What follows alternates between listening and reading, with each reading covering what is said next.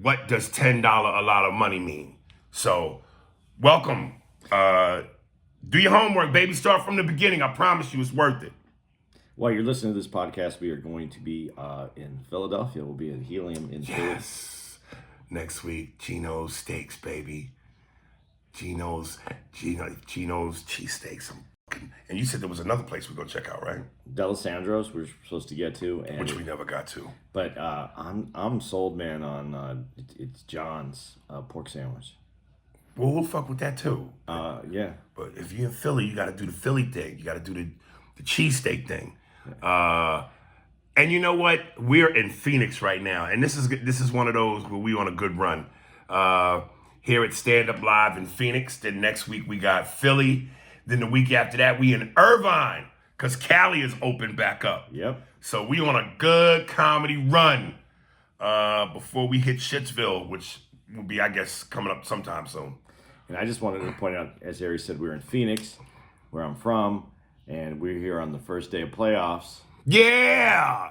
And the Phoenix Suns got they balls in the Lakers. So I'm not. LeBron is resting a lot, so I'm still worried. I'm worried. You think you think Phoenix will win this series? I want Phoenix to win this series. I would love to see. My two favorite teams are the Knicks and Phoenix, the Suns. Suns right. I grew up on, but I was in Tucson, so I didn't have that kind of allegiance where I grew up as my team. So New York was my favorite place in the world. So New York was, and the Knicks were amazing in the 70s. So that's kind of how those are my two teams. If they got to play together, I would love to see a series with them. Now, because I had stated that I don't like this whole bubble shit, and I don't like not seeing the fans in the stands, I have not been following basketball. I fell off once the pandemic fucked us up. But I do know this much. The Phoenix Suns, don't they have the best record in the league? No, they won. Utah, who has the best? I don't know. I thought the Phoenix Suns had the best record. No, not the best. But they won 51 games. I think they had the best. I don't even know. I don't even know. Well, they're good enough where they got home court. Yeah, they got over the Lakers. Yeah, over the Lakers. So we are in town. The hotel we're staying is actually damn near across the street from the arena. So LeBron is right now, while we're recording this, playing here in Phoenix. And the Suns, the score is 71-58. Because it's LeBron and you got AD,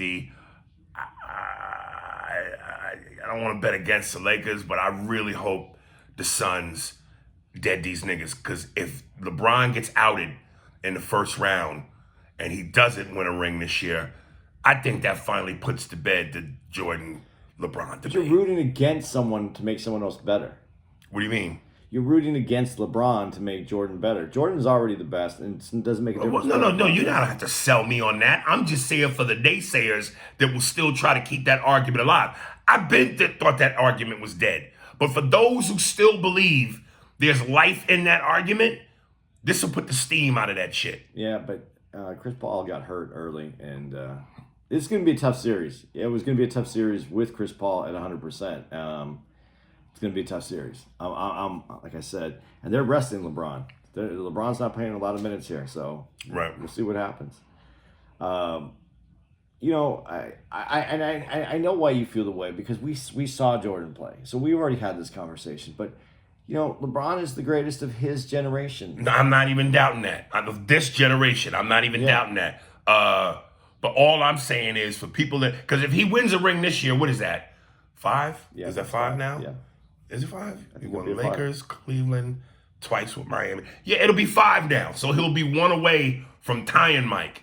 But if he don't win this year, fuck that. That's over. That debate is over.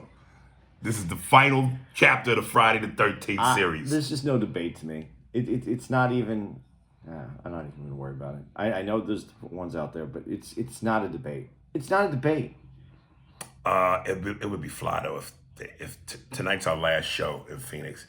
It'd be dope if LeBron came to the show. Yeah. Because they're here, home court, so they're gonna be here for a while, at least another game. And I gotta imagine when the game is over, what, they gonna all go back to their hotel room for the night? They ain't gonna be like, yo, what's here to do tonight? Let's go see some comedy. Who is it? Him? Let's go. I would love to see that. They're still in COVID protocol, the NBA, so I don't think they can come out. I think they do have to go to the room. But if you look at how you said there's no one at the stands, and Right. Look how full the stands are. Well, see, that's why I'm thinking maybe there isn't a protocol. Because if there was a protocol, why would all those people be in the arena?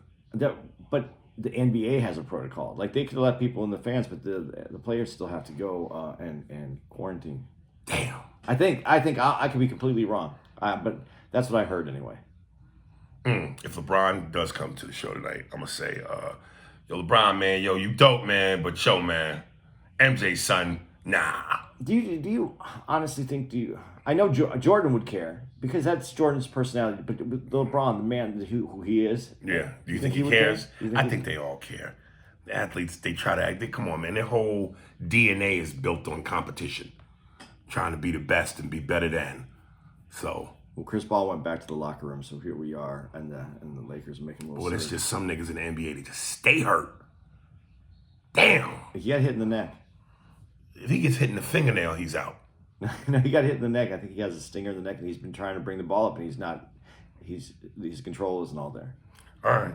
So you digging Phoenix? You home? Yeah, I like being home a little bit. The crowds have been fucking awesome. The energy has been awesome. Oh man, it's so fucking wonderful. This is my home room. This is my home club.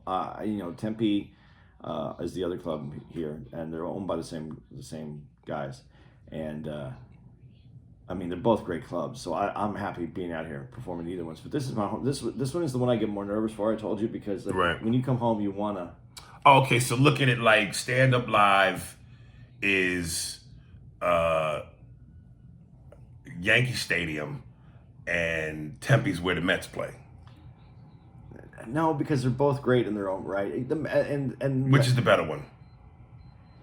It's different. The Tempe one has more of a college. There's a lot more college there, but it isn't necessarily based on the college because comedy is the destination.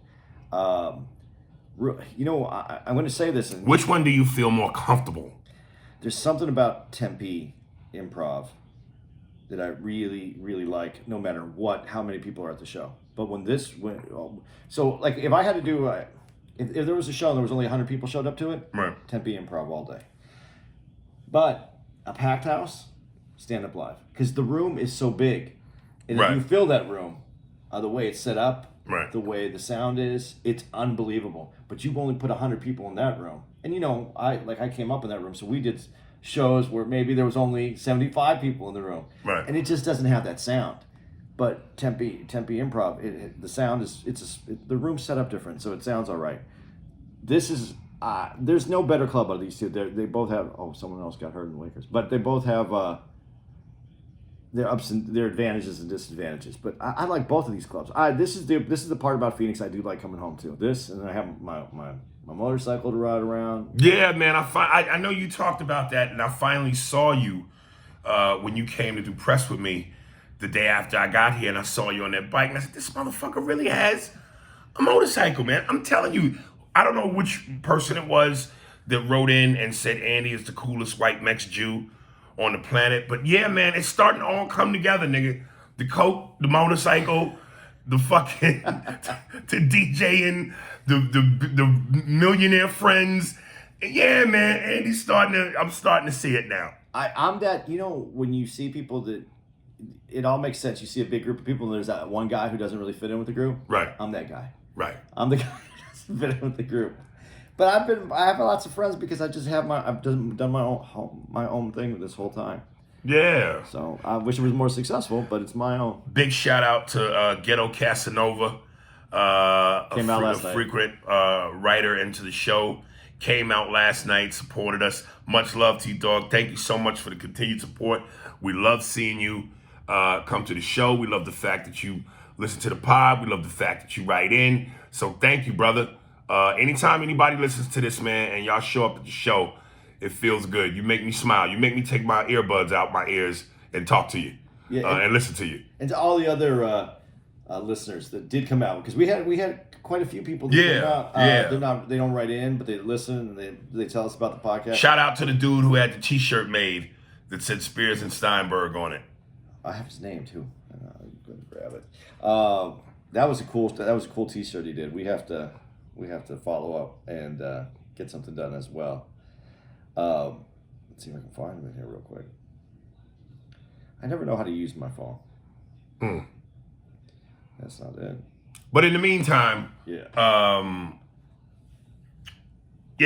appreciate y'all. I was gonna ask you fucking something, and now it just left my brain. Fuck, I can't remember what it was. Because you sitting here looking for something, you got me blanking out. Yeah, well, that's what I do. Steve killed us dead time. Sorry, man. I don't know who it is now. All right, coming out of the dead time in 3, 2, 1. So what you want to rock and roll on? I mean, obviously we're gonna have to touch. Yeah, I think we should send that out. We should send out our respects. Well, before we do that, because I think that's obviously gonna eat up most of the pod time. Want to tell y'all, if y'all hadn't heard, I think I had mentioned it. I did Russell Peters' podcast, Culturally Canceled. It was a 2-parter. The first episode aired this past Thursday. It was with me, Big Daddy Kane, Lord Finesse, and Mad Skills. So a hip hop icon, and Kane, and respectfully Lord Finesse. And we did it at Russell's crib, his new crib. Oh, he has a new place? Yeah, man. So it's a 2-parter. The first one aired this Thursday. The second part airs next Thursday. And I remember when I was originally supposed to do this, I had to cancel because I had something else that I had to do. It came up that was important. But it was going to be me, Russell, and Nick Turturro, John Turturro's brother. And you did a podcast. Yeah, and I've done Nick's podcast twice. Matter of fact, he just hit me up. God damn! And asked me to do it a 3rd time, which I'm gonna do. But I felt it, and even Russell confirmed it. Russell was like, "Yo, man, I'm glad you missed that one, because don't get me wrong, I think that one would have been good too. But the one with me, Russell, Kane, Finesse, and Skills was." He even said, he was like, "Yo, this is the best one I've ever done," because it was really a great conversation about rap, where rap is today, the state of hip hop, the young heads versus the old heads. Then we segued into some of the similarities in terms of comedy. And then it brought itself back out to hip hop, and it was just fucking incredible. And it was crazy because here's what I really am finding out about this podcast shit. There's an art to interviewing. There's an art to being interviewed, giving interviews, and speaking in interviews. And sometimes, especially with dudes who aren't comics, because comics, I think our innate intuition is to go for it, to go for the jugular, to put it out there. We want a reaction. Whereas sometimes, especially rappers, they all play it cool. They play it cool. They want to rap, I'm cool. And Kane is already it's almost like LL gets the credit for being the ladies' man, the suave ladies' man, but Kane was that too. I forgot till he mentioned it. He posed for Playgirl. Really? Yeah. And he always had that, dark chocolate, smooth persona. And so when we first started doing the podcast, he was real, "Yo, what's up, y'all? This is Big Daddy Kane. Laid back." Lord Finesse was kind of quiet and talking, and listen, I'm not bragging here, but even Russell was like, "Yo, you took over, dog. Like this is my shit, and you took over. I was interviewing niggas, I was asking questions, I was cracking jokes," and I'm saying all that to say, the first 15 minutes, if it would have stayed, cool, blah, blah, blah, it would have been a lame podcast. But the more I got aggressive, the funnier I became, the funnier Russell became. It loosened Kane up, Finesse up, and then they started getting animated. And it just ended up being great, man. It would have sounded like an old jazz station if it would have stayed in that. Yeah, welcome to 98.77 Jams. Well, we play all the hits. Coming up next, John Coltrane. With a hit record he had back in, I think it was 1987. John Coltrane, he did a song with Shirley Babst and the Jazz Water Trio.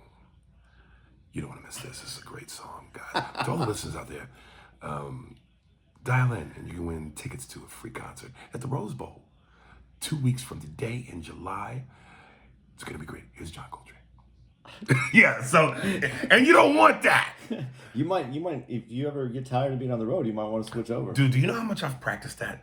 Yeah. That's always been my, hey, LA, how you doing? This is the Midnight Madness Show. Welcome. My name is Muddy Waters. I know that's a real jazz person, but I couldn't think of anything that fast. Be the 20th caller, and we'll put you into some good seats for a round-trip ticket to the Bahamas for you and your loved one. Coming up next on the Mixmaster Jam, this is the coolest DJ in America, Andy Cocaine Steinberg. Coming up. Hey, when you brought up Big Daddy Kane, though, and then you said Playgirl, and I went, if they offer, how much money? Me? Yeah. They said, yeah, we want Ari Spears in our Cute and Cuddly episode. Cute and cuddly, you fuck. That means budgie, nigga. How much money? Oh shit! Do you see this? Mike Tyson knockout, a documentary on ABC. Yeah, I saw that's coming up. Yeah. Oh shit! Okay. Yeah. I'm sorry. Go ahead. How much money is it take? My dick is not worthy of a spread, nigga. Unless I pull my dick out and it takes up the whole page. My dick is like the Hulk, nigga. When it's Bruce Banner, it's laughable. But when I'm hard, I'm the Hulk. You're a grower, not a shower. Yeah. Yeah. Put that in the jazz voice. You're a grower, not a shower. You're black, but you don't really have a big cock. Yeah, man. So I couldn't do it. They gave somebody said 100,000, 2 pages. You ain't gonna take it? Dude, I gotta be in pristine shape, nigga. And my dick's gotta be half hard, nigga. That's the deal, you mean? Yeah, man. I got to be right, nigga. That's fine. I'd almost, and if it was a good enough comedy, well-written comedy movie, I'd be quicker to show my shit in a movie comedically than take me serious in a nude magazine. Because the comedy is at least based in humor. The situation. I don't want the magazine to be the joke. Okay. Yeah. I don't want this to be the whole episode, but I have to ask you this question. Yeah. You said the comedy is what makes it for you. You said that Right. you what's guys, and we already know my name, my problem with names. Who's the Asian comic that was a doctor? Ken Jeong. Ken Jeong. And he does that scene in Hangover, where they show his dick and all that. You would do that scene? Yeah, yo. Yeah, for what that movie was, that was a huge hit, man. Hangover, it spawned sequels, nigga. Yeah, yo. So, but you don't know it's going to do sequels. You don't know what the but if you could kind of get a feel, major studio, A-list motherfuckers, Bradley Cooper, A-list. My man, I forget what his name is. I always almost get him confused with Jason Sudeikis. Whoever that dude is that played the one with the tooth knocked out, Zach Galifianakis. Yeah. Big budget. Yeah. I'd roll the dice on that. Yeah. Do you think the director, just to be a dick, would call for a second take? Just to make the... He can have as many takes as he wants. As many takes as he wants. So yeah, it was a good thing, and when you get a motherfucker cracking up and rolling, you're proud of yourself. And there was one moment where we were talking about comedy in terms of what's too soon, and I remember Mad Skills asked me, "Is there a such thing as too soon?" I said yes, in terms of timing when it's a tragedy. No, in terms of comedy when it's a joke. In the name of comedy. And I told him that joke that I said when the kid from Criss Cross died. And I said, damn, I wonder if they're going to put him in the casket backwards. Yo, Kane dropped the mic, walked away from the table. Skills dropped the mic. Them niggas hit the floor. So that was cool. I got to tell you something that Russell told me that made me laugh. And again, this is why I love Patrice so much. We ended up talking about Patrice, of course, and Russell goes, one time he was hanging out with Patrice, and Patrice slapped his arm, bah, like that, and went, look, man, you funny, but not to the point where you should have all the shit you got. Oh, that's great. You funny, but not to the point where you should have all the shit you got. I don't think. I don't want to sound disrespectful to Russell. You agree? I'm not saying I agree. Russell deserves everything that he gets because he can get it. Yes. But that's a lot of shit. Yes. Forbes magazine. Well, here's the thing, though, and this is like, nigga, what a problem, I guess. You know, he moved. So I thought I was going to do the podcast where we did it at his house. Yeah. But he moved. And he was like, I downgraded. Downgraded. Now, he bought the house that, remember before OJ went on the Bronco chase? Mm-hmm. The house OJ was at that day, and then he left that house in the Bronco chase. Russell bought that house. So it's Brentwood though, right? No, it's Encino. Encino, okay. Yeah, and it's a beautiful house.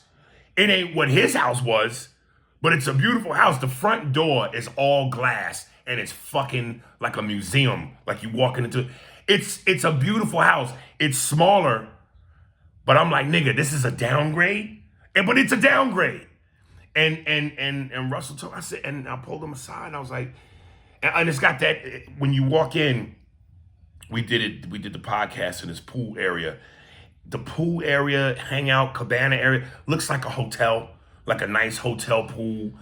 The fucking inside where the TV is underneath, it's got that long glass where you could tell it's a fireplace and behind the glass. Yeah. Big spacious kitchen. So it's a nice downgrade. And I just went, hey, Russ, man, I want to ask you, brother, why you downgrade? And he was like, yo, man, my accountant told me, man. He's like, man, you're a downgrade. You're going broke.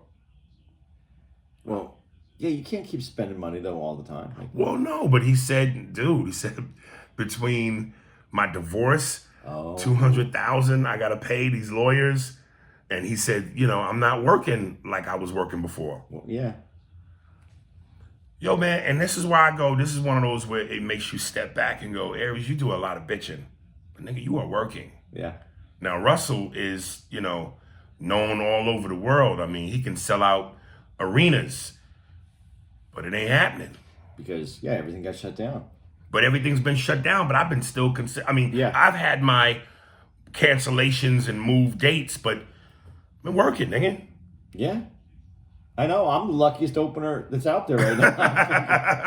I told you, Neri, that nigga took a job, I told you. Yeah, man, I couldn't have been in a better position. I really... Excuse me, I'm going to just turn your air on real quick if I could. Go ahead. No, I felt lucky that I don't even know how to turn that thing on. I do. Yeah, I know, because you're prolific at hotels. You've been doing it for 30 years. 31! Yeah, man. I've always felt fortunate that I got to go out on the road with you right now because I didn't know hardly anybody that was opening. Most people in my position that I know that lived in New York all went back home. Right. Because there wasn't enough work to justify staying and paying those kind of rents on the East Coast. Right. So I'm very fortunate. That and my girlfriend's a lawyer. Those are two who... yeah, I told you, nigga. Coke, a Harley, a lawyer girlfriend, rich friends. Dude, I'm telling you. So, can I make an announcement on our podcast? Because I'll share this with with our listeners. Yeah. Because Tara didn't know if I was going to share this like this. Uh-oh. And I have to tell some other people that are close to me before this comes out. I actually, and you know this, I actually got engaged. Yay! I gave her the ring because she could put up with me through all this. Yeah. Yeah. But I didn't tell her I was doing it, and about 10 days, I knew about 10 days that I had the ring coming. Right. I was getting put on the band or whatever, and I was a dick for 10 days. I was just a straight up asshole. Right. For 10 days. Because I had to know. Right. and she got it. So Well, congratulations. Thank you very brother. much. Shit, I wish you better luck than I ever had. I'll let everybody know where they can send gifts as soon as I register. All right, let's get to it, nigga. Let's get to it. The passing of an icon, of a comedy legend, Paul motherfucking Mooney. Any thoughts before? It's not a thought. It's just he is a legend, and never got what he deserved. But but respect and admiration from the whole comedy community. Right. But didn't get it from the masses, The industry. the industry. He was the people's champ, not the paper champ. Yeah. So I mean, that's we can talk about this more, but he was one of those people that when I met him, and I was so fortunate to meet him, and this is one of the greatest things about working with you, and I've told you that, you know, I do feel fortunate because you opened up doors for me that I never thought I would have, and to had spent even just meeting him would have been a big deal, but we actually hung out for about an hour and a No, half. I just have to point this out though. This was Paul post damn near dementia, right? Yeah, That you met him. yeah, he was. Yeah. He wasn't 100% himself. See, this is what I'm saying this to say this. You know, as Paul was getting sick and sicker, he became nice and nicer. Because even as we're gonna talk about this one thing from comedian Pierre. Pierre even said in his commentary, you know, Paul wasn't the most personable motherfucker in the world. So as great as that experience was for you, and I don't think it should be diminished just because, but I wonder if you would have had that same experience with him pre-sickness. I don't know, but what I will tell you, because you were on stage when I was hanging out with him, and this is the truth about it. First, he wouldn't let me have a picture with him. Yeah, that sounds like Paul. That was first. He said no, and he said to his manager or his guy, and he said, oh, "We'll see how it goes." Well, you know, and they sat down, and we were watching. I was watching basketball, I believe, at the time, and his manager said Paul likes to watch like movies. So I said, "Fuck, Paul can watch whatever the fuck he wants to. You know, it's his TV now, Right? You know." And so they put on movies, and then Paul tested me. He said a bunch of shit to me to see what my reaction was going to be.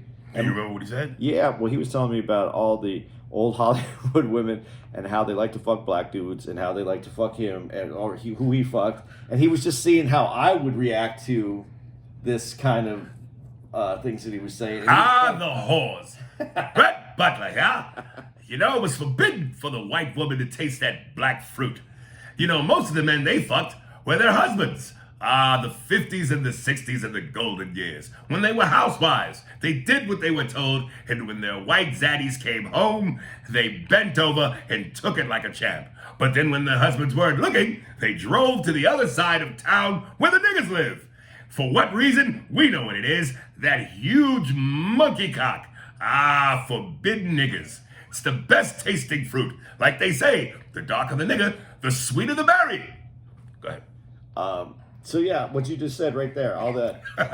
He he put it to me a little bit to see what kind of who I was. Right. And by the end of it, he was like, "Yeah, let's get this picture." Right. And he was having fun with me, and he was making. And what was hard is that I couldn't tell, like, because I was already told, you know, that Paul isn't 100%, and so I couldn't tell if he was not 100%. And by the end, I could tell that he was who he was supposed to be, and he was giving me the business, and then he relaxed, and we had a good time. I really enjoyed it, but he could have never took the picture with me. He could have never like been nice to me that whole time, and I still would be happy that I met him. Right. Because that is you know, that's that energy of Pryor, and, you know, in that same grouping, and that Pryor I never got to meet because I was an idiot and never followed my dreams when I was younger and never did comedy. And I could have met Pryor. You know, he was accessible to comics. Mm-hmm. Not saying hang out, but you could meet him. I mean, right. And so that energy of Mooney and Pryor, I at least got to experience half of it. Right. So I was very happy with that. But he's definitely been an influence in my life, and I've watched everything he's done.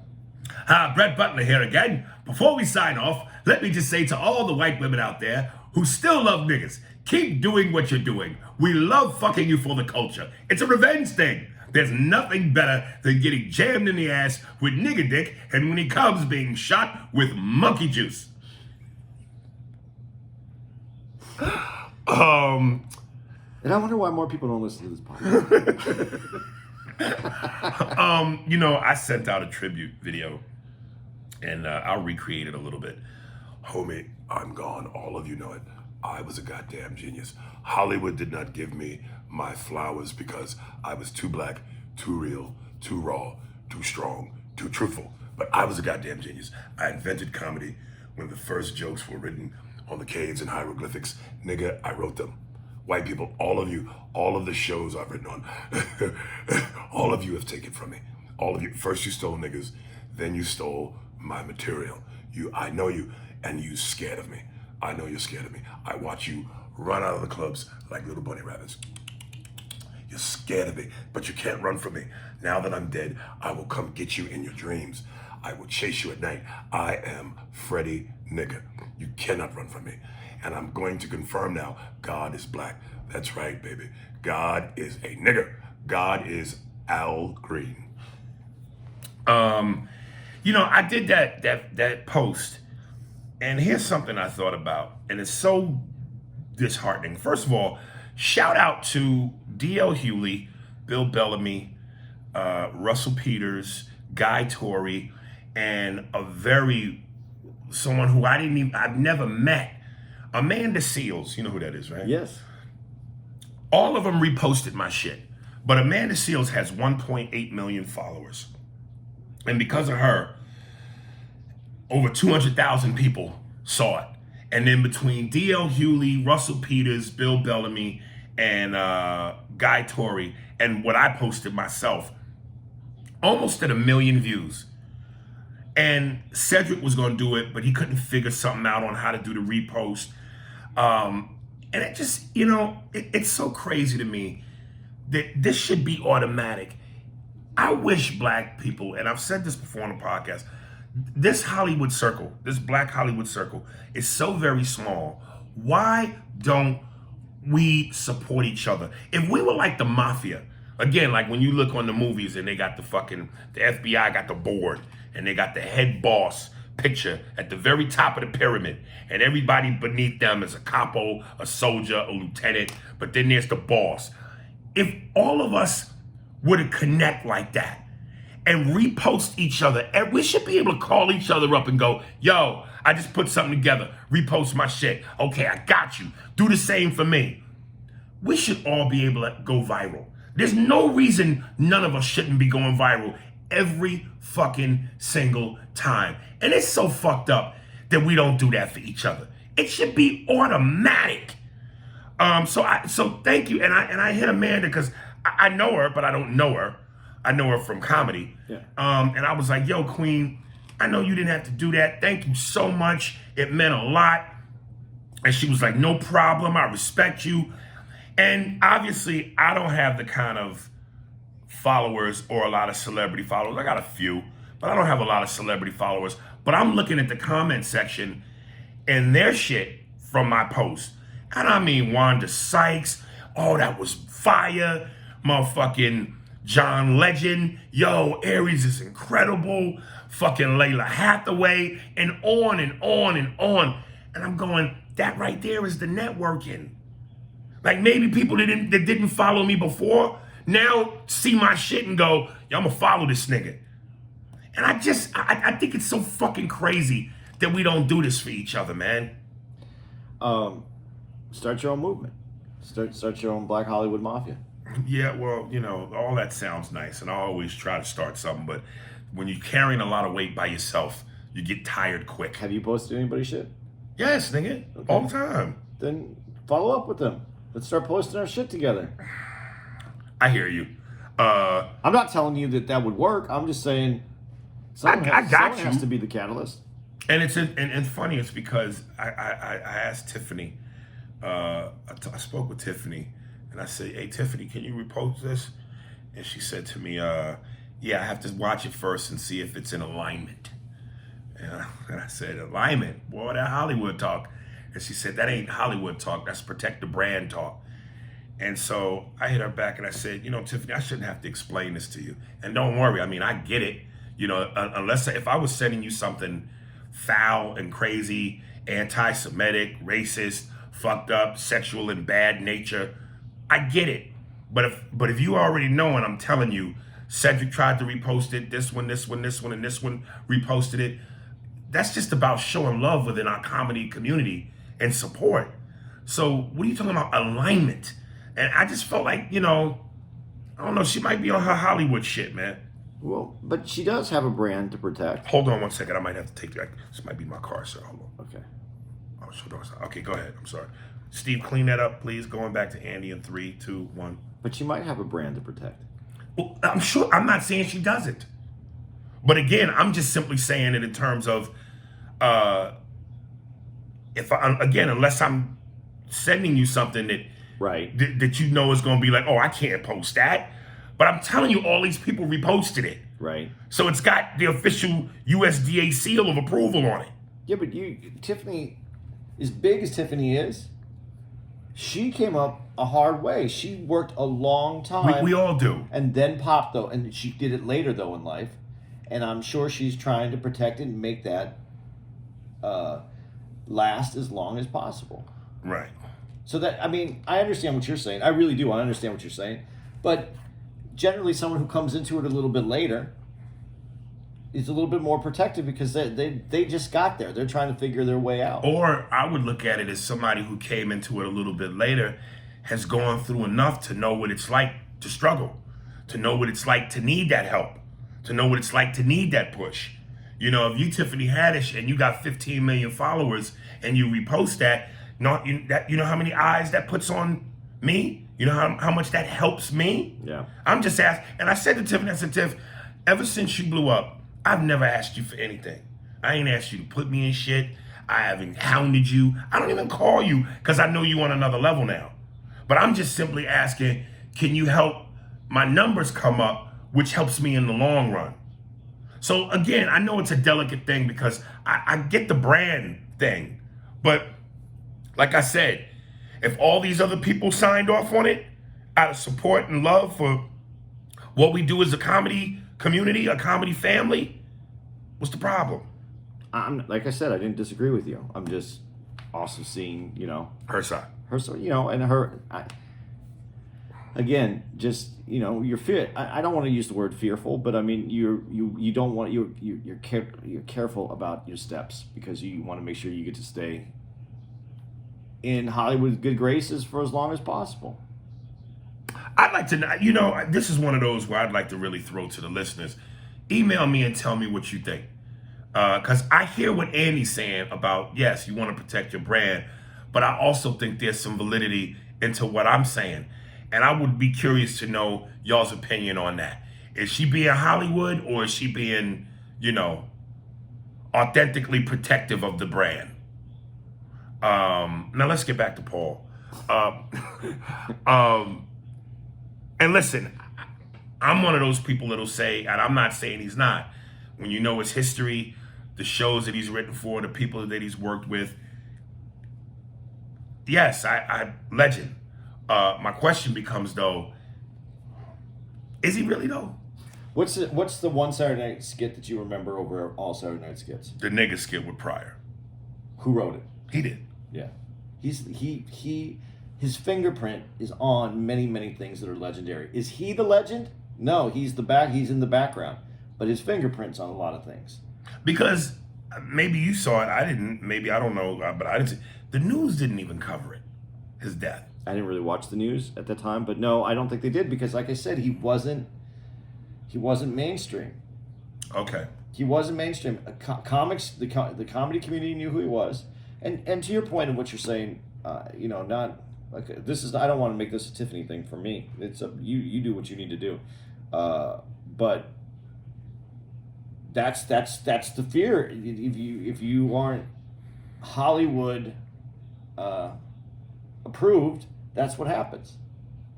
And see, again, that's that fine line because you want to be validated by what you do.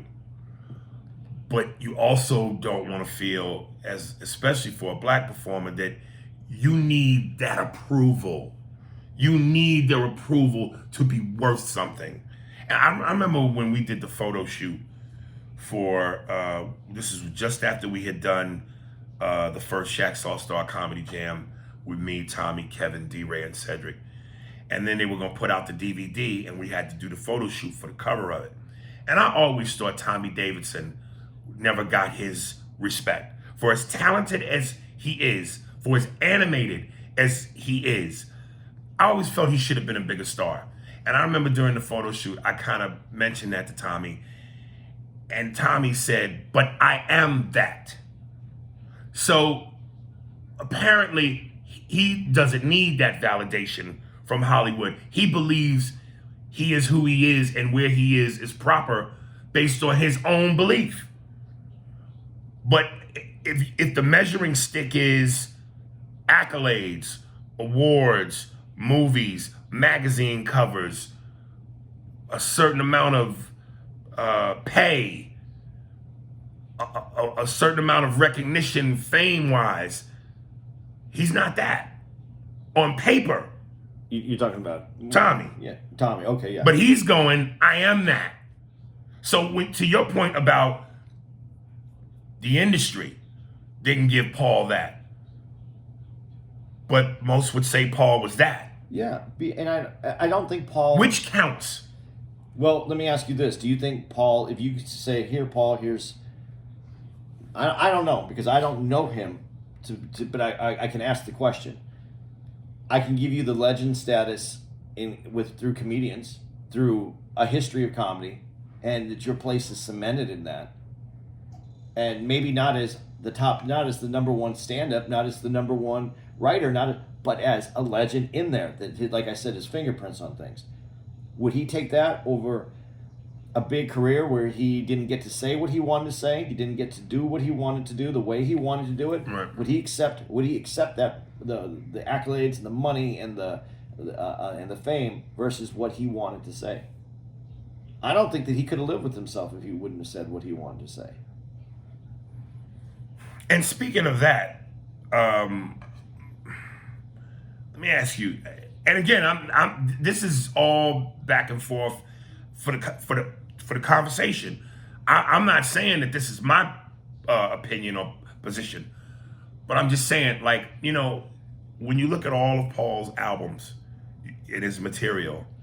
Everything was race. There was no, hey, here's jokes about my family. Here's jokes about relationships. Here's jokes about strictly politics. Is that the... This might be the pizza. So yeah, man, I just, you know, other than race, Paul just never talked, man, woman shit, political shit, kids, family shit, pop culture shit. It was just race. And when you do an hour to an hour and a half on stage of nothing but race, white people, white people, white people, white people, you white people, niggas and the niggas and the niggas, does it become too much? And keep in mind, I know we talk heavily about race, but we also mix in other shit. You know, whether it's the Marvel Roundup, or talking about Injustice League, or talking about women, man, woman shit, bringing Kyla Lacey in, celebrity interviews, sports. We're a buffet. Paul was never a buffet. There was one thing on that menu, and one thing only. He talked about women a little bit. No, when? A little. Name a bit. I don't know. Yeah. Okay. He didn't talk about nothing but race. But again, my question, is it too much? You know, if that was it, I don't think that we would, as a comedians, if that was his only note. But it was. But now, you know, when they did the Prior show. Right. There was all kinds of... But we're not talking about TV, we're talking about stand-up. Okay. People ain't walking out of their house during the Prior show. Right, okay. People are walking out of his shows. White people are walking out of his shows. But I understand, and I agree with you on that. But I mean, when he would write skits, like for the Prior show, there was deeper meaning behind everything in the skits that they did. Mm-hmm. I thought that show was genius. What was 4 episodes? Yeah. And he was part of that. I mean, You keep talking about the show. I'm asking you about his stand-up. his stand-up was, I think, would have been really hard for the average white person to enjoy. Here's what I did this for Washington Post, and I found out Donnell Rawlings did it. I did it. Who else did the lady say she interviewed? Robert Townsend. Anyway, she interviewed a few black comedians about Paul, and here was how I best described it. And I said, to me, every black comic is going to talk about race. And again, I've heard white comics, particularly Bill Burr, talk about how hacky it is that black comics, white people, black people, white people, etc., etc., etc. And again, I said back then, I thought that was a little arrogant on his part, or anybody else's part that says that, because again, we live in this skin. This is our uniform. It don't come off. And race is a part of American culture. And racism, I should say, is part of American culture, and it's what we live, and it's what we know, and what we experience, and what we see. So to not address the elephant in the room would be outrageous. And, we're truth tellers. But I think the difference is, and I'm gonna look at it from a slave standpoint. When you look at iconic slave heroes, Harriet Tubman, Sojourner Truth, Frederick Douglass, that's who Dave Chappelle is, Eddie Griffin, me, any black comic that talks about race. But those people, Frederick, Sojourner, Harriet, go down easy on the white palate. Paul is Nat Turner, and that don't go down easy. Paul's killing the women and the children. He's killing the white babies. And because I'm thinking it can't just solely be about the race, because we all talk race. Eddie Griffin, like I said, go through them all. DL, me, Chris, Dave Chappelle, Chris Rock, Patrice when he was alive. It's what we do. It's what we have to do. Now, granted, that's not all we talked about. Right. But even when we talked about race, we didn't come off like Paul comes off. Paul's hard, and I'm not saying that's I can't take it. Of course I can. And most black people could take it because we know. But some white people just couldn't take that. Well, see, but I think that was, like I said, when I met him, I felt there's like a test that he has for people if you're going to hang out. And I think that's part of the audience test too. How much can you take? Can you take as much as I can give? Right. I don't know if that's true. I felt that way when I met him. And, when you watch sets or clips where you do see people walking out, they couldn't take it. And I would like to know, what was it they couldn't take? The truth. But again, we're all speaking the truth. But Paul's truth goes down different. And I'm going to say this, and I recognize Paul for the great comic that he was. But sometimes I would listen to his stuff, and there would be moments where I go, is this comedy? The way he's delivering it, right. Is this comedy? Because I don't want to say it felt like a sermon, or I don't know what the right word to describe it is. But again, if it's like I got a knife and I'm doing a stabbing motion, like most motherfuckers might carve the turkey, cut it and carve it. Paul is, mother, he's shanking you. Yeah, it wasn't it wasn't a pass. It wasn't the race issue wasn't a passing part of his act. Like you said, it was the act, and he was going to. What I think it is, and when you say that, what's the difference between like how a lot of people approach race, how a lot of black comics approach race, and you say something all the time. You say, I'm not saying all white people. I'm saying right. Paul didn't make that distinction. You know what? That might be it then. It was all white people. Yeah, because he was just, all you motherfuckers, you white people, you might be right. There was no escape clause. There was no raft where you could get in it and feel I'm okay because I'm not that. You were part of that. If you went to his show and you were white, you were part of that. Right. And if you had, and if you couldn't accept that you were part of that, then I think that it's harder. I think it's hard for the average white person to understand, no matter how they act in this world, no matter what they think, what their feelings, Right. they have to accept that they're still part of that structure. Right. And I don't think that a lot of, especially caring, and I hate to say this, because there's in that white community, the liberal side and the super conservative side, I feel are very close to each other sometimes on what they're willing to accept. I think almost the real conservative side realizes who they are, and if they heard it, they'd go, "Yep, that's who I am." Right. But that liberal side, the side that wants things to be perfect, and that they're the good ones. When you touch their feelings, it's because they don't want to accept that they're part of it, and they're part of it, and that's why they have these big swings on what they're trying to do. I mean, I support that liberal agenda, but they have to. But when you're liberal, you also have to realize that there's still consequences, and you still have to do. You just can't say. Right. I don't know, and I think that's how I think that he called every single white person out in his shows for exactly what's happening in that moment in the country right now that has been allowed to happen for all this time. So if you can't take that, then yeah, you're gonna have a problem with the show. Like when you go to YouTube, and if you were to look up any black comedian set, and they're talking about race, most of the comments, and especially from a lot of white people, funny. That guy's funny. That was a funny bit. When you look at the comments of the Paul, that guy's racist. He's racist. That's why I'm just saying, like his But yeah, again, that's the only thing I can sum it up to or chalk it up to. That's he didn't give. No one got a pass. If that's where you're if that's what you fit into, Right. you take responsibility too. And I think that's the honest way to go about this. And I think in some ways that idea is what's happening, is why when someone steps out of line, now it's part of white America to go, nope, Right. we can't have you do that anymore. We can't have you here anymore. right. So I don't know. I think he was ahead. I think he was very ahead of his time. But you know what you're saying about Paul, and what I'm saying about him, it kind of reminds me of this is my name thing again. And I had his name in my head when I was Little Money. Eddie Murphy was Big Money. Little Money was who was in the show? Who was in Coming to America with him? You talking about the sequel or the first No, one? the first one. Arsenio Hall? Oh yeah, thank you.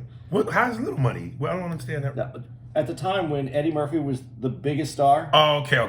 they would refer to each other as Big Money, Little Money. Oh, okay. I didn't know that. Okay. Yeah. I thought you would. No, I never heard of Big that. Money, Little Money. Right. Arsenio Hall talks about like when he has a heckler, like you when you get a heckler, Right. you like to fuck with them and make them feel kind of dumb, but in a funny way. Right. Arsenio talks about I hate them. I in my mind I just want them dead. Like he's just like, I'll say things about their mother, about Right. their, like I hope they die of cancer. Like he Right. goes in a And did he say that in my head kind of thing? No. I mean, He going does- up against them. going up against them. Oh, okay. So that I think that's kind of the difference on like how we're talking about race. Paul was, I'm going to get you with everything, and if you survive, we're good. We're good. And most people want to put it in a joke so that they can have everybody understand and still feel okay about being sitting there and understanding what your point was. Paul didn't care. He really didn't. And if we had ever gotten a chance to interview him, especially when he was in his peak Paulness, I would love to have asked him, Paul, do you ever talk about any? And I'm sure he would have gave me some, nigga, let me tell you something. But I would have loved to have known, dude, do you ever want to talk about anything else? Oh, that got you. No, the reason it did is because that was like half Paul Mooney, the Right. and half the pit bull of comedy there, Bobby Slayton. Ah, that's funny. Nigga, all of that. Yeah. They merge into one person Right, when you do it that way. Yeah, I would have liked to have known, Paul, don't you ever want to talk about anything other than race? Every album you've ever made, from Hello to Goodnight, is race. Yeah, someone had to do it. yeah, I just would, you know, I wish you would. and listen, from the person stepping back and playing the devil's advocate, that's why I go, listen, and now when I think about it, as you say it, he created Homie the Clown. He did that skit, like you said, with Chase and Pryor. I was watching something, and they showed the clip where he did the episode of Sanford and Son, where Fred Sanford was in court, and the cop that gave him the ticket, Fred goes, "Do you give other people ticket, or is it just black folks?" And the cop goes, "I give people of all races tickets." He goes, "Really? Look in this courtroom. Ain't nothing in here but a bunch of niggas." Is it recording? Yeah, I just wanted to see what. He goes, "Ain't nothing here but a bunch of niggas. This shit looked like a Tarzan movie." And it was documented. It was the first time in a sitcom that nigga had been said. So he has done trailblazing shit. But I go, if all you've ever talked about is race and you're one note in that sense, are you really a legend? But yes. Yeah. Yes. That was his lane. He just stuck in it. Okay. I mean, I have, like, you know, when you said you would, if you got to interview him, you would want to ask him that Right. question.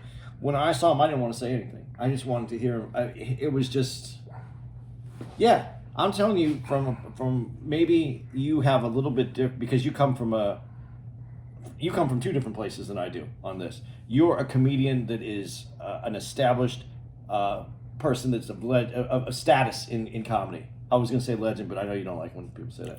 So, Yeah. But you're on a status level of comedy where Right. you hit a threshold. So there's different conversations that you'd want to have with another person that was in the same genre. Plus, you're both black. Right. So there's two places to come in when you guys speak to each other in a different way than I could. But I just saw the legend there. You know, I just wanted to talk to the guy that I remember these. You know, I knew enough about comedy and I knew what he had done. That to me, I was just like, this is and I hate to say this because it's not to demean Paul, but it was like this is the closest I'm going to get to Pryor. Right. And so that was it for me. You know, back to comedian Pierre. Pierre said that there were celebrities who were afraid to support Paul. They said when Paul would perform, Eddie Murphy would come in, David Letterman would come in, certain celebrities would come into the Comedy Store and sit way in the corner, in a dark corner where they couldn't be seen, because they were scared to support Paul openly. That's how, in terms of the industry, cancerous he was. And I just think that's a goddamn shame, man. You know? Yeah, I just, you know. A great read, by the way, if you haven't read it. I've read it. Paul had that book, Black is the New White. And I've never been much of a reader, but I read that from cover to cover in 2 days. That's how good it was. So if any of y'all out there feel like, you know, getting deeper into Paul, get that book, Paul Mooney's Black is the New White. Before I go, I'm going to get on my soapbox real quick. You want to tell everybody where we are before you get on your soapbox? Right now? Oh, yeah, we already told them we're going to be in Irvine. Yeah, you told them at the beginning. Okay. And I said we're in Philly next week. Yeah, okay, I'm sorry. Yeah. I apologize. Boy, that Ginkgo Biloba nigga. Yeah, I got some finally. Steve brought us, Steve, our sound. He's from here. Yeah, from Phoenix, our sound and producer. He brought me a Ginkgo Biloba, and he brought you some Pepto-Bismol. Yeah, which was cute. And really, I don't even need the Pepto today. It's pretty. I'm pretty impressed right now. I think it's because I'm sitting upright. Doing something to my spine. It's because we just ate and it hasn't kicked in yet. Is what it is. Oh, we'll see what happens during the email episode. Yeah. So I'm gonna get on my soapbox a little bit. First of all, let me send the brother some praises because I do love him. I got nothing but love for him and respect for him. My man Godfrey. But we're competitive, and I don't mean just me and him. I mean this industry is competitive. But yes, he and I are competitive. It's pissing me off that people are praising his Paul Mooney so much. It's pissing me off. And I give praises to Godfrey on all his impressions. His Richard, his Steve Harvey, of course. But this nigga is getting a lot of praise for his prior, and it's angering me because I'm going, he sounds nothing like Paul Mooney. The cadence is there, the mannerisms is there, but the voice is not there, and I can't stand it. So I'm gonna play for you his rendition and then my rendition, and I would like to take it out of my opinion and put it in the fans' hands. And I want y'all to write it, and not just because you listen to this podcast or because, you know, you're fans of mine. If y'all think his is better, let me hear it. You gonna play it on here, or do you think you should have them posted on IG, yours and his, and have them write in? So that But we've already done that. Oh. We've already done that. Yeah, but not on our IG, did we? We could still do that. Okay. So that you can actually look at the facial. Yeah, but so here we go. This is shit. This motherfucker just cut off. All right. This is Godfrey's Paul Mooney. I'm very proud of what I did. I'm very proud of my work. A lot of black comedians were afraid. They were afraid. Richard was brilliant. He was genius. He was genius. I mean, he was genius. He wasn't afraid to go there. You know, a lot of Negroes tap danced. They tap danced around the race issue, and they were afraid. And me and Richard, we didn't give a fuck. We really didn't give a fuck because we lived it. You know, white folks kill me because white folks will really, white folks will tell you, like, oh, it's not that bad. I mean, they really would say that shit to you. They would say that shit, and it would anger me. It would make me so angry. Now I'm gonna play mine. What do you think? Just play yours. All right. This is me when I was on the Karen Hunter show.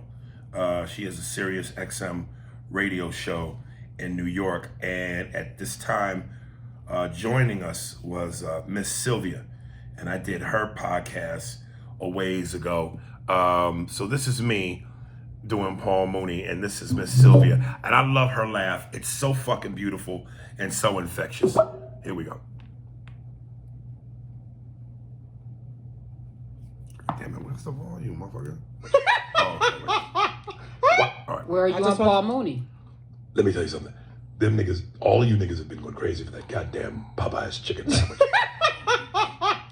White folks are trying to kill you, and they know how to do it. And he's doing the eyes. That goddamn chicken Paul's sandwich. eyes are 2 just years like from now, you niggas are gonna find out you have mesothelioma. I went and got that goddamn chicken. Slaves came back for this chicken. I saw Sojourner Truth and Frederick Douglass ordering 3 of them goddamn sandwiches. I know why you niggas love that chicken. It's what's in the batter. Aretha Franklin's ashes are in the batter. That chicken got sold. I bit into a breast. Nigga, it was a breast. That goddamn chicken sandwich was tastier. That goddamn chicken sandwich was tastier than Richard. Oh man. They cut off right at that fucking part. Wait, I think I have to get a, hold on a second. I'm gonna just continue it, but I think I gotta get another speaker. I think this thing is starting to break down. Is it? Yeah, because it's been making some weird noises. All right. Oh shit, here we go. No. But go hard. Oh my gosh. Okay. So, okay. You were that was a Yeah, that went suggestion. there. What is it? What was it? A No, suggestion? I set him up. You No, you That dunked was a lie. You dunked that. I had to dunk that one. You did. no, Yeah. no. I'm saying the last sentence. Oh, I Wasn't knew it was coming. Oh, okay. I mean, I didn't know it was coming the way it came. Neither did Richard's son. But it came back. Yo, I cannot. See, you have laughter in the background of yours. So But even if you didn't, you know, I'm not. I've said it before. I love Godfrey's impressions. I think but you hands down, your Mooney's like not. It's not close. and still heavyweight champion of the world. But Come on, man. yeah, but you know, He don't sound nothing like Paul. and you said he had the cadence. He didn't have the cadence in that. And that last line when she goes, I didn't see it coming the way that it came. Neither did Richard's son. Yeah. That rhythm, neither did Richard's son. That's so Paul Mooney. And Paul changed up his cadence depending on what he was, and you seem to catch all that depending on the timing and where it goes Right. as he speaks. Listen, but Godfrey has some great impressions. That is not any way to demean Godfrey. But No. it's funny when you put them next to each other like that. It really. Come really shows the on, difference. man. And you know, it's amazing because again, I know. Listen, at the end of the day, it's all subjective. But it's almost like when you hear somebody sing, and you know they really can't, but you hear other people around them go, "That was great." What? Are you fucking kidding me? If you thought that was great, oh boy. There's the one that me and you did like 2 years ago on the road. Right. I wish we could. I'm gonna have to find that and send it over to Anthony. What do you mean? The one we did on the sofa. We were. I don't know if remember what city it was. And you put on the whole head. You did the. Oh, right. The Paul. Right. Yeah. Yeah. I don't remember what you used. Oh, I cut the sleeve. You off cut the the sleeve shirt. off a shirt. That's Yeah. right. I just remember it wasn't a do rag or anything like that. It was, No, no. The way you set it up and we did it. It's really funny. But I don't know. I don't know how those two are comparable. But some people just have some. But some people Paul fits into your voice perfectly. Right. Which one is Godfrey's? Which one's his? Steve Harvey. Yeah, that's Steve Harvey. Oh, that's ridiculous. fucking ridiculous. Yeah. Yeah. And no, I said too that you, even though as you gotten older, your Al Pacino has moved into the older Al Pacino, and he still does the younger Al Pacino. Who does Godfrey? Yeah. I've never heard him do Al I'm Pacino. pretty sure that there was. I'm thinking it was him that did it. That I'm thinking of, but it was the younger. Oh boy. Yeah. Yeah. Who? Okay. I think that's it, brother.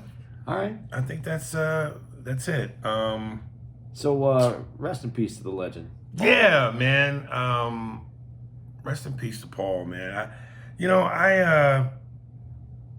And in terms of again my body of work, I don't have the history that Paul has, but I kind of feel like I'm the new Paul Mooney, not from a legendary status, but from my career status with Hollywood. Like I'm probably, this is it. This is as good as it's gonna get. Do you not think that there's other people that feel like they're just out? Hollywood just put them on the shelf too. Yeah, of course I'm sure there's some out there. That just means I'm on the shelf with them motherfuckers. Shit. Make room, nigga. I'm here to collect dust too. What a somber note. Anything you gotta add on before we get out this bitch? No, man. I think we're good. All right. Philly, see y'all next week. We can't wait. Hey, yo, Nick. Yo, Paul, you gonna come by watch me train?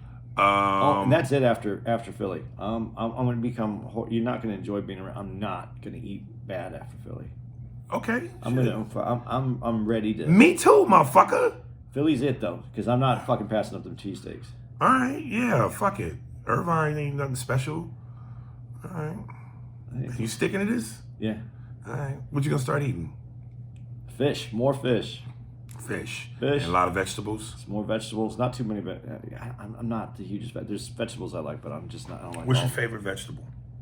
I don't really have. I don't have. I don't like. What can you tolerate? Like broccoli is fine. Broccoli, I like broccoli. I like. You like a good sautéed spinach? Sauteed spinach is fine, but I prefer like a spinach salad that isn't sauteed at all. I like sautéed. I like cream spinach, even though That's that's not healthy. good for you. I Yeah. know. You like Brussels sprouts? I can't stand Brussels sprouts. No? And carrots. How do you not like I carrots? hate carrots, dude. Ugh. You like cauliflower? Yeah, if it's done right. Peas? Yeah. I'm not really a pea fan. Do you like I lima like, beans? Nah. I like asparagus. Asparagus is good, but makes your pee stink. Well, unless the bitch is swallowing piss, don't matter. But yeah, that's it for me, man. Broccoli, asparagus, spinach, green beans. Fresh green beans. It's my problem is, and I don't know if this affected you, because I'm again 10 years older than you. every vegetable that we had came out of a can when I was growing up. Does that mean it's less in value? It just didn't taste good. Like green beans have been sitting in water in a can for how many whatever months before it came off the shelf, and your mom would. That's when you boil it in butter. It still tastes like it had like a mushy, gross taste. You like them when they got a little bit of a crunch. Snap to it, yeah. Snap, right. Carrots, I mean, not carrots. Corn is not a vegetable, right? Oh, I think corn's a vegetable. Yeah, Love corn. corn's good, but it doesn't have a lot of nutritional value. Yeah, I like. I don't like tomatoes, which is technically a fruit anyway. But I can eat some sun-dried tomatoes for flavor. Really? And what are onions? Onions are vegetables? Has to be a vegetable, right? It ain't a fruit. No, has to be a vegetable. My mother used to be able to eat onions like it was an apple. Some people like that. That shit's crazy.